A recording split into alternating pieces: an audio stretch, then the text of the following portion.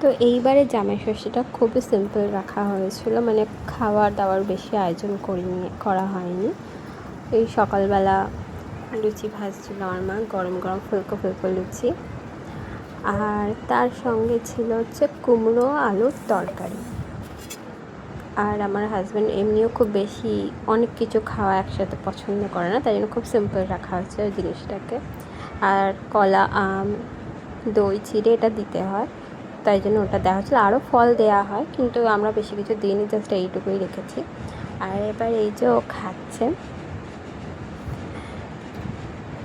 তো আর ওইদিকে আমাদের ডুগু ঘুমাচ্ছে।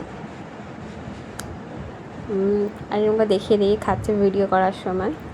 আর আমাদের ডুগুকে ঘুম পাড়িয়ে তারপরেই আমরা সবাই ব্রেকফাস্ট করছিলাম, কারণ ও জেগে থাকলে ও খেতে চায়, বাচ্চা মানুষ দেখলে খেতে চায় সব কিছু।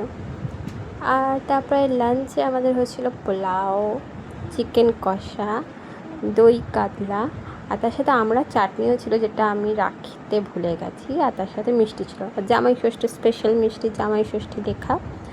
আর তারপরে ইভিনিংয়ে আমার কর্তামশাই এনেছিল ফুচকা। এই